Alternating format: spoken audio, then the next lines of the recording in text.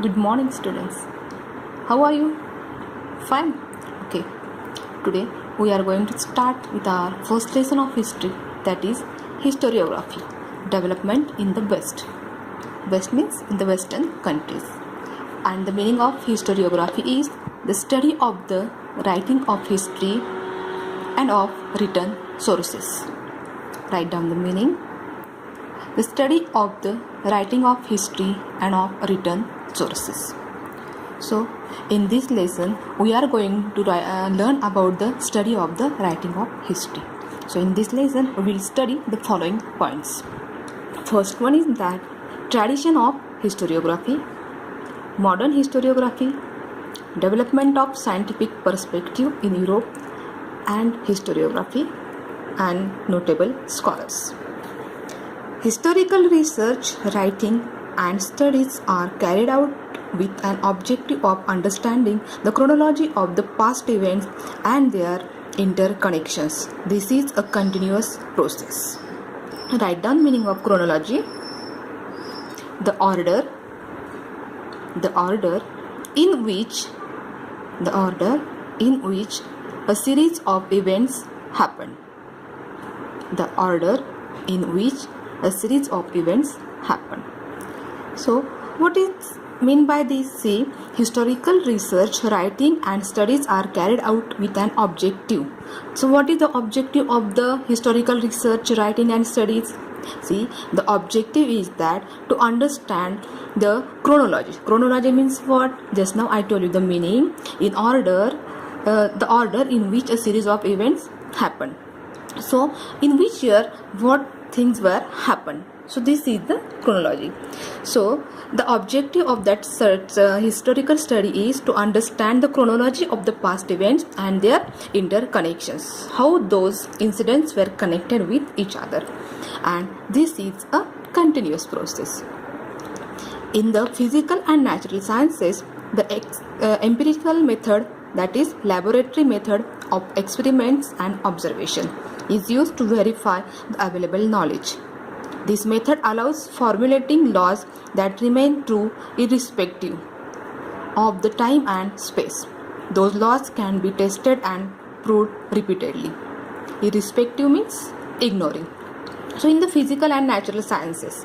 So, just now I will give you the example of your science period. Whenever you are going in the laboratory, you are doing some experiments. So, for this science, what is required? Experiments. And those experiments are used to verify the available knowledge. So, knowledge is available to you and just you are verifying that knowledge. This method allows formulating laws that remain true irrespective of the time and space. So, those whatever experiments you are doing, you are having previous knowledge and you are just doing those experiments again. Those laws can be tested and proved repeatedly. So you can do those experiments again and again, and you can prove it repeatedly. But see, in historical research, it may not be possible to use the method of laboratory experiments and observation. This is so because we were not present in the historical time and space, and the historical events cannot be recreated. Also, in history, it is not possible to formulate laws that remain true irrespective of the time and space. So, we were present at the time of history? No. What is history? Things which had happened. So, we were not present at that time and we cannot recreate those events again. So, it is not possible to use laboratory or experimental system for an observation for the historical research.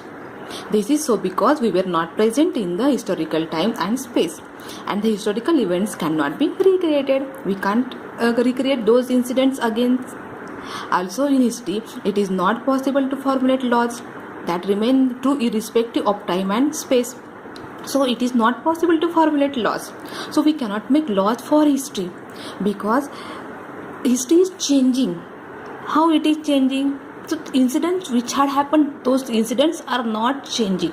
But if some new discoveries are made, then that chronology is changing again and again. Okay. See, to begin, we need an expert who knows the language and script of a historical document in order to read it and understand its meaning.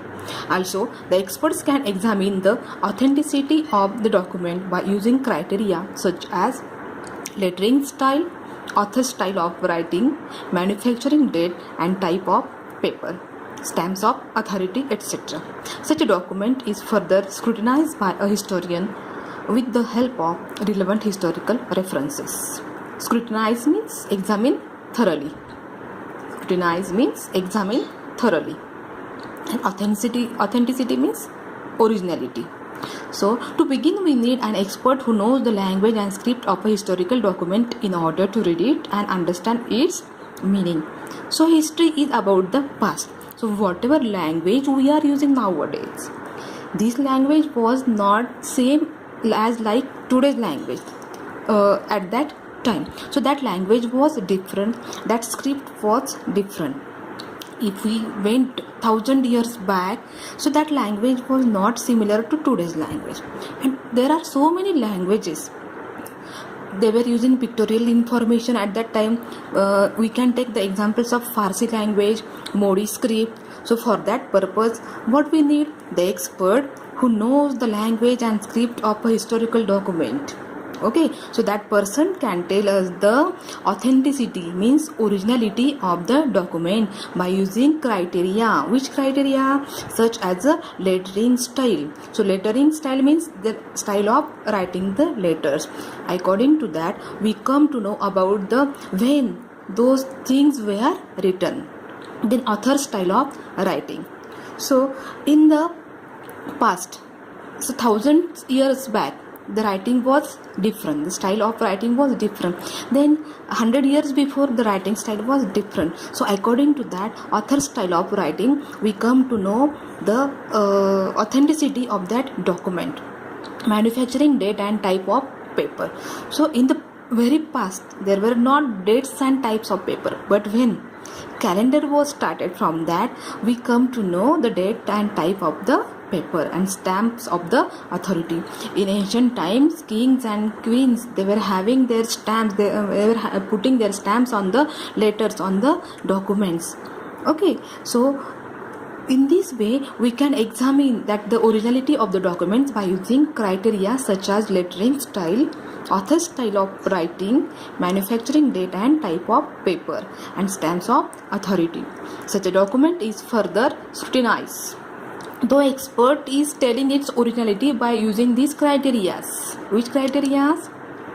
First one is lettering style, author style of writing, manufacturing date and type of paper, stamps of authority, etc. Such a document is further scrutinized by a historian with the help of relevant historical references.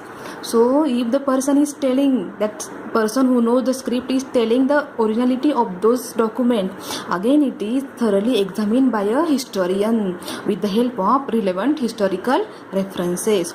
So two people we need for that purpose. The first person who is an expert, who knows the language and script of a historical documents. Another one is historian. Understood?